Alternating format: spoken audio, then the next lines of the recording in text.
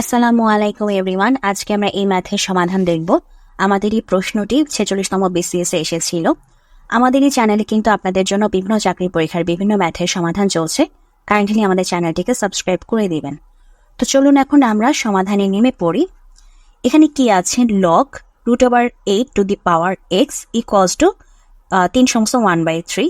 ঠিক আছে, সো এটাকে আমাদেরকে এখন সমাধান করে এক্স এর মানটাকে বের করে নিয়ে আসতে হবে। তো ফার্স্টে আমরা এটার সমাধানটা করে ফেলি। তো আমাদের লগ আছে, লগ থাকুক 8 তারপর হচ্ছে এক্স, আর এখানে কি হবে 3 3 9 আর 1 যোগ করে 10। ওকে, আচ্ছা, এরপরে আমরা কি করব, আমরা কি জানি যখন হচ্ছে আমাদের এরকম লগের নিচে আমাদের কিছু থাকে, মানে এরকম যখন এখানে কোনো মান থাকে, তখন আমরা যদি লগটি উঠিয়ে দিতে চাই তখন আমার এই যে এই মানটার টু দি পাওয়ার আবার এই সাইডে যে মানটা থাকে সেটা হয়ে যায়। অর্থাৎ আমরা যদি এক্স এর মানটা বের করতে চাই, হ্যাঁ, এক্স এর মানটা যদি বের করতে চাই তাহলে আমাদের কি হবে, √8 ঠিক আছে, এটা হয়ে যাবে এক্স এর মান। তো এখন আমাদের এক্স এর মানের সমাধান করতে হবে। মানে আমি এই জিনিসটা যদি আবার একটু বুঝাই দিই, সাপোজ মনে করেন লগ এখানে কিছু আছে, লগ 3 তো এখানে আছে হচ্ছে আবার 3, সাপোজ এরকম আছে।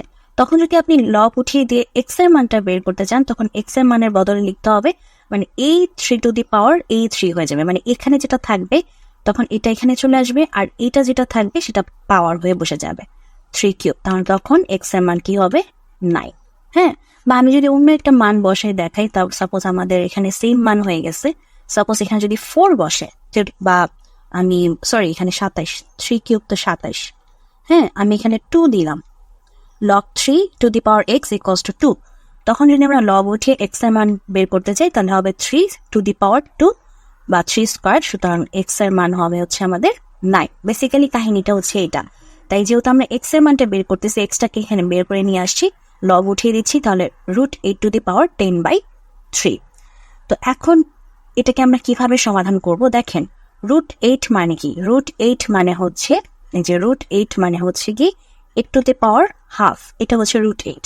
যেমন আমরা যদি এরকম হয়তো √3, হ্যাঁ, √8³ যদি এরকম হয়তো 8³ যদি হয়তো তাহলে কি হতো 8^1/3, বা এরকম 4 যদি হয়তো, হ্যাঁ, তাহলে আমাদের কি হইতো 8^1/4। তো এখন আমরা যদি রুটটা উঠাই দিতে চাই তাহলে আমাদের কি লিখতে হবে 8^12। তো এটা এখানে থাকলো, আর এখানে আমাদের 10/3। আচ্ছা, সো এখন আমরা একটা জিনিস কি জানি যে পাওয়ারে কি হয়, গুণ হয়, পাওয়ারে গুণ হয়। এটাও পাওয়ার, এই যে হাফও পাওয়ার, 10/3ও পাওয়ার, তাই না? সো এখন আমার পাওয়ারে গুণ হয়ে যাবে।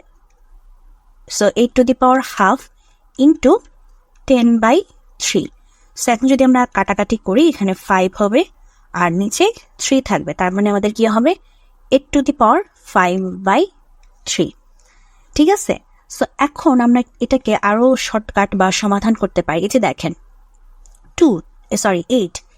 8 এর বদলে আমরা লিখতে পারি না 2³, হ্যাঁ, কারণ 2³ মানেও তো 8, তার মানে 8 এর বদলে আমরা লিখতে পারি 2³, আর এখানে 5/3 তো থাকলোই। এখন আমরা আবার কি বললাম একটু আগে, যে পাওয়ারে গুণ হয়, তার মানে 2^3 ইন্টু 5/3। তো এখন 3 কাটা যাবে, তাহলে কি হবে 2^5, আর 2^5 মানে হচ্ছে আমাদের 32। ওকে, সো এইটাই হচ্ছে আমাদের আজকের ম্যাথের সমাধান। আই হোপ যে আমি আপনাদেরকে বুঝাতে পেরেছি। তারপর কোনো জায়গায় যদি কনফিউশন থাকে অবশ্যই কমেন্ট সেকশনে জানাবেন। আর যদি ভিডিওটি ভালো লাগে অবশ্যই ভিডিওতে লাইক দিবেন, চ্যানেলটিকে সাবস্ক্রাইব করবেন। আপনারা ভালো থাকবেন।